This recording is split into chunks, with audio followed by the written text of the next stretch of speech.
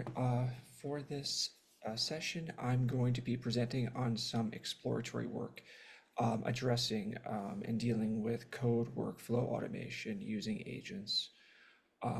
My name is James Griffin. My pronouns are he, him, his, and I am a library software engineer from the Princeton University Library. So for an overview, I'm hoping to use this time to basically just provide really just a conceptual overview of what is code automation in this presentation, providing some context around this phrase, explaining a bit about what automation is and how it relates to statistical inference, what are large language models, how large language models and software can be integrated, how they can how LLMs can basically advance the software development process, what are agents and how do they relate to LLMs, and finally a proof of concept project for LLMs using GitHub Actions. So within this presentation, I was hoping to basically reference code automation, really specifically meaning work that automates code generation and that builds upon auto-completion or auto-suggestion.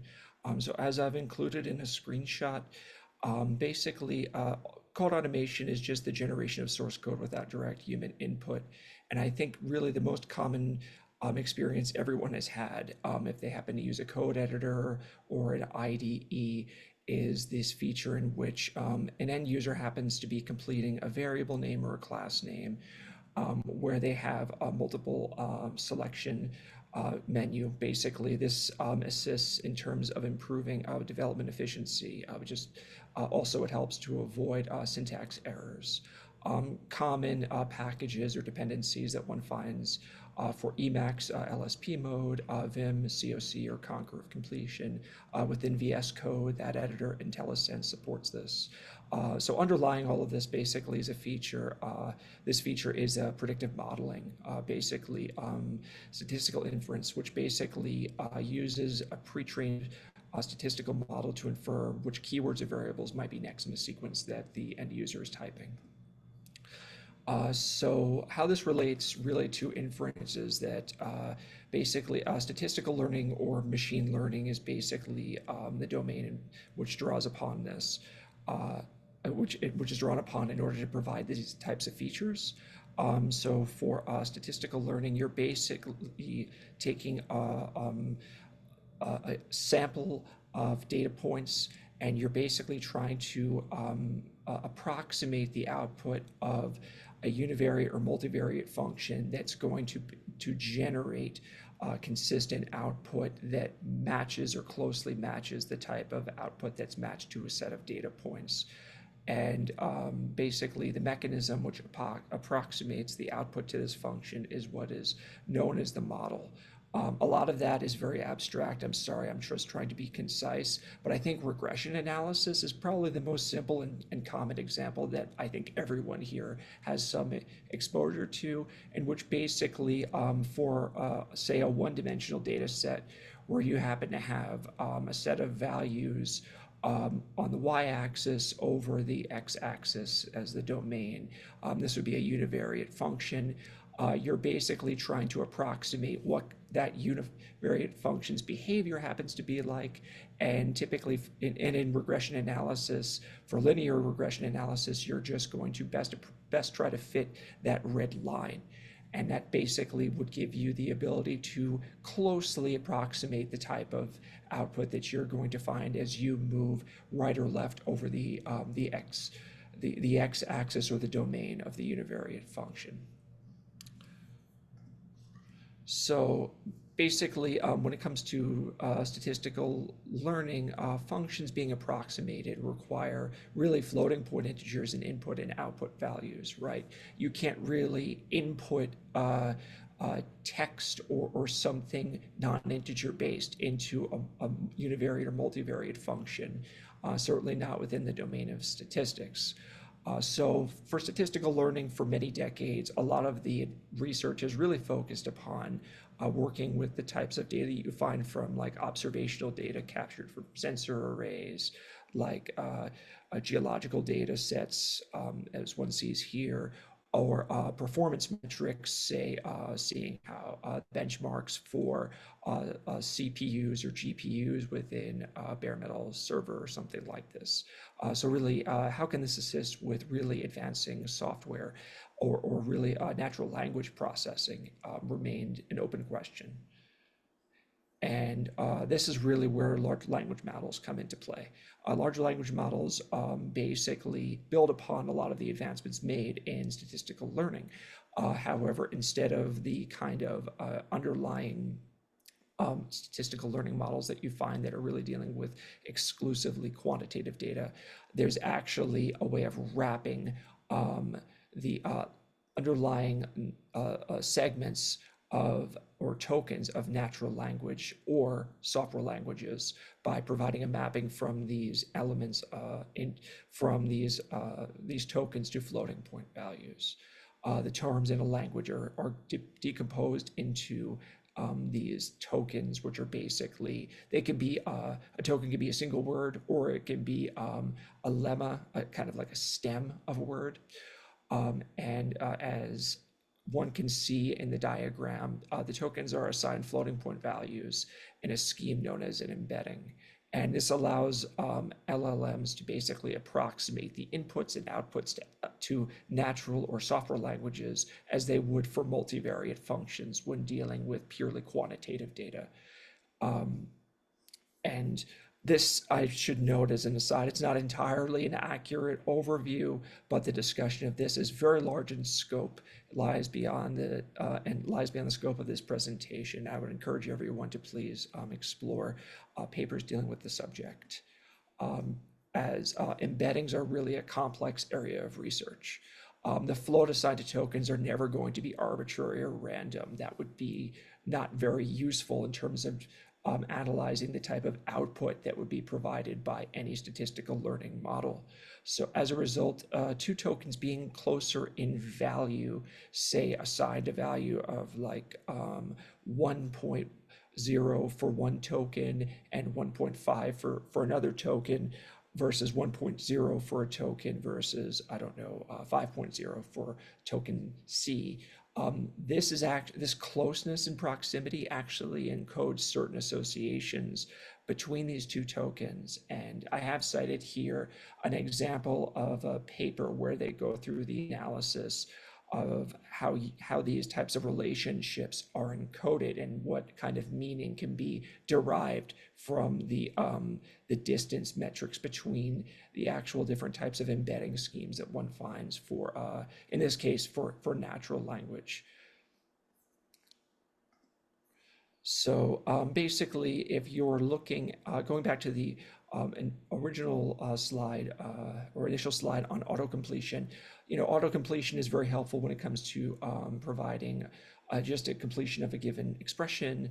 And basically at the level of each keyword or variable, it's very helpful.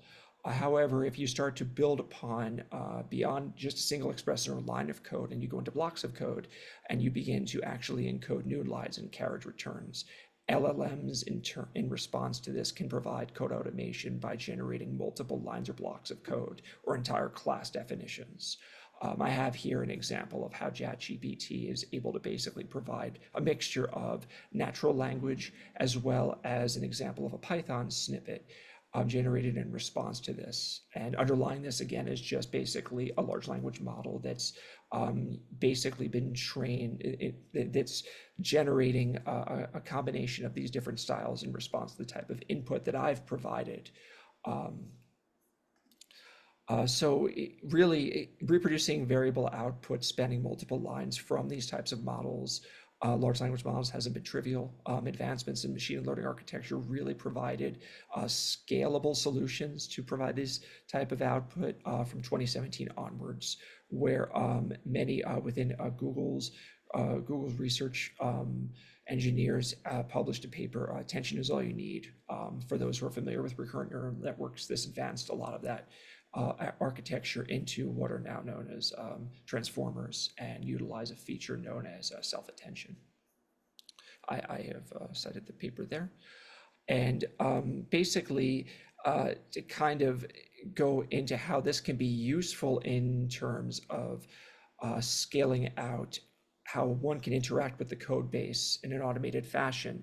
LLMs are very useful in terms of taking input and providing output. So say, you want to be able to just query an LLM to say, help me to complete this class definition, help me to write these extra, given what I'm telling the LLM, write an extra set of methods in order to make this class perform in a manner that I need it to perform.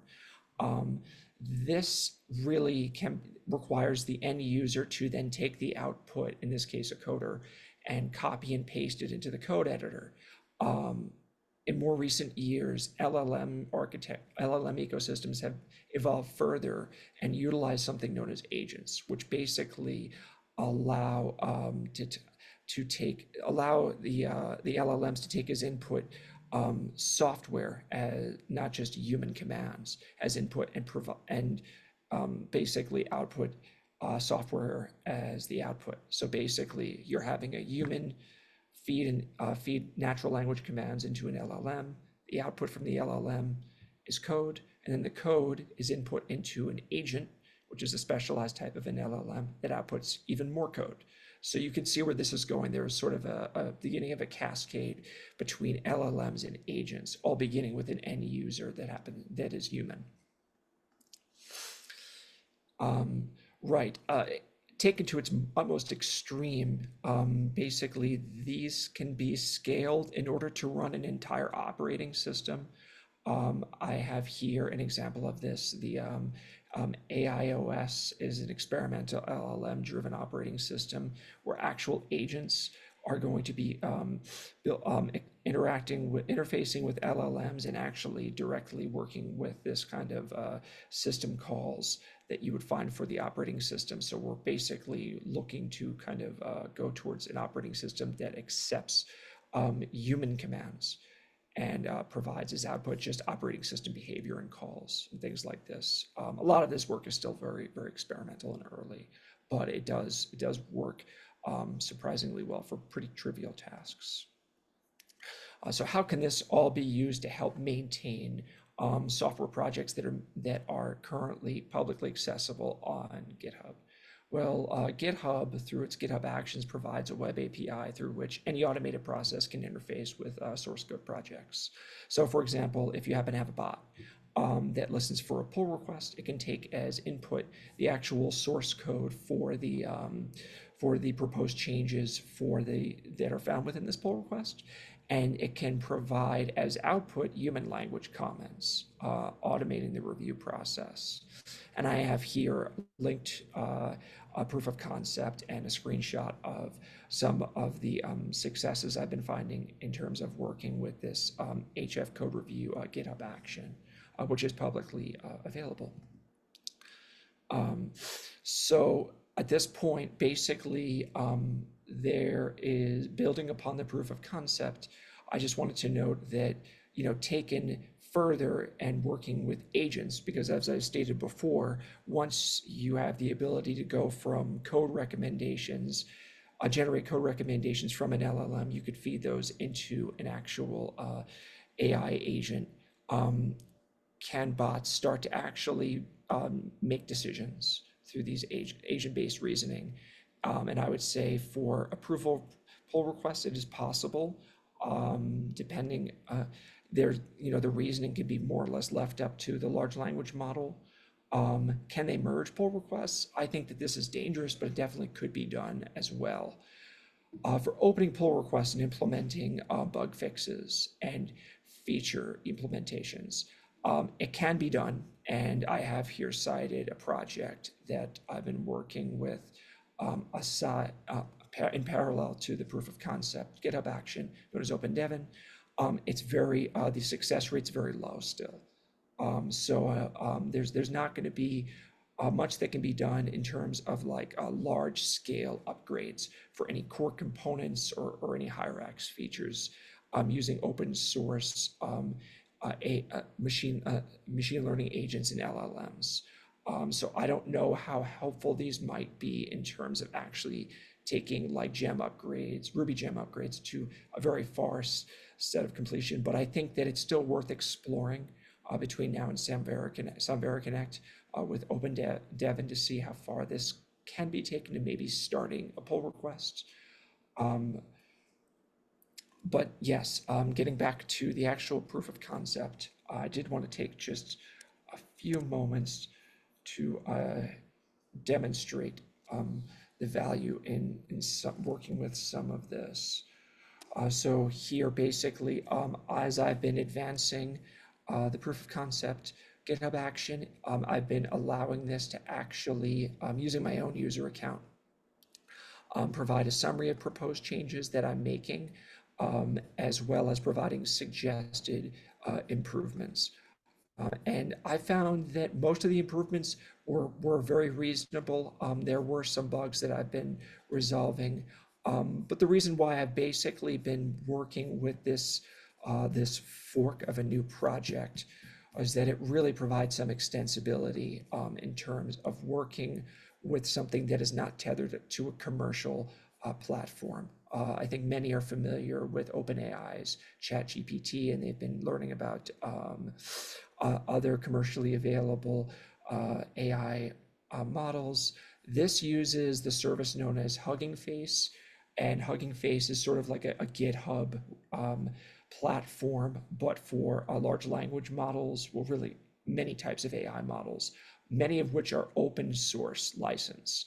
And basically, this is a GitHub action that is really highly opinionated towards using Hugging Face large language models that are released with an open source license. It started as a fork of another project, LLM code review, but it needed a bit of upgrades and integration with a framework known as LangChain. So right now, as of the last pull request, there were a few hallucinations that were present, just errors in terms of and strangeness due to some configuration settings that were set. However, right now, all of the proposed changes seem to be pretty reasonable, and it seems to be very helpful in terms of providing me, even with code blocks, in terms of an improvement for formatting, say right here, the pipm file that I use for tracking the underlying Python package dependencies. So I am hoping to try and advance this to working with OpenDevin at some point soon. Unfortunately, there's a current bug that was introduced very recently, and it's stopping me from making too much progress. Unfortunately, I might need a Linux-based VM to really run that. So thank you very much for your attention. And if there happen to be any time for questions or comments,